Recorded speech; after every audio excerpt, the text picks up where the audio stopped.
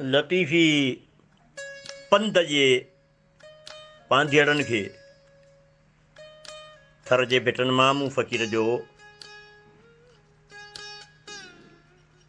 सुबुह जो सलाम। अस्सलाम वालेकुम दोस्तों। सुर माज़ूरी जो बैत खणी हाज़िर आहियां। साईं फरमायो, आऊं न गॾी पिरीअ खे तूं थो लहीं सिज। आऊं न गॾी पिरीअ खे तूं थो लहीं सिज। आऊं जे ॾींहं सनीअड़ा नेई पिरियां खे ॾिज।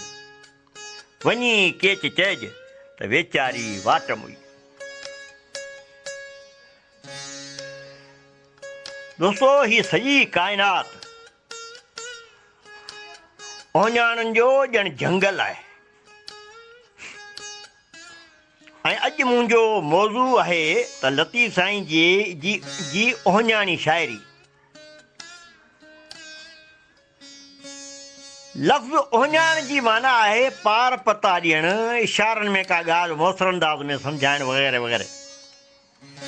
ऐं ही बैत जंहिंमें लफ़्ज़ आऊं पिरीं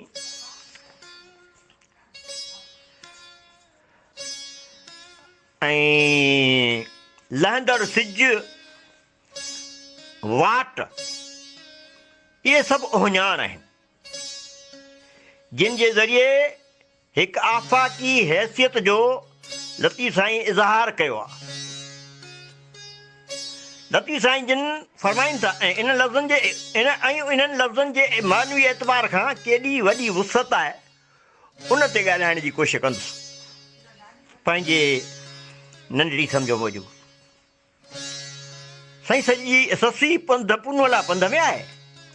इन राह में सिज जो लही वञणु ऐं ससी जे वाट में ई मरण जा जेके ज़िक्र आहे, बज़ाहिर इहो हिकु वाक़े सां मनसूब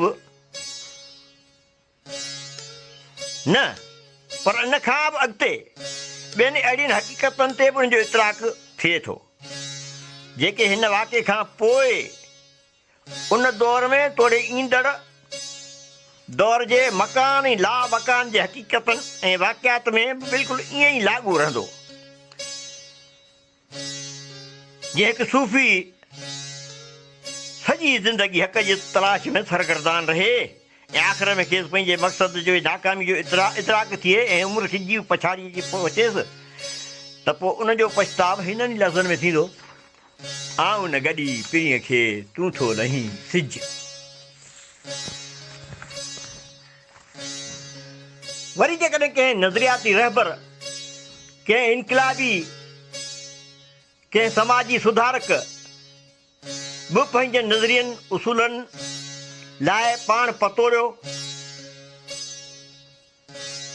पर कहिड़नि बि सबबनि जे करे नाकामी थियसि ऐं ज़िंदगीअ मां मायूस थियो, त उन वक़्तु उहे बि ही बैत वरजाईंदा, आऊं न गॾी पिरीअ खे तूं थो लहीं सिज।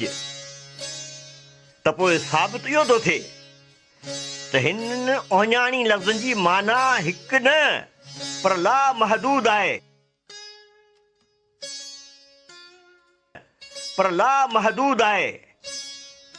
ऐं ईअं ई असांजो लतीफ़ बि लामहदूद माना में ज़िंदह आहे ऐं रहंदो, बशर्ते असां संदसि मफ़हूम खे सही नमूने सां सम्झी सघूं ऐं उअं ई दुनिया खे सम्झाइण जी कोशिशि बि करियूं। जे लतीफ़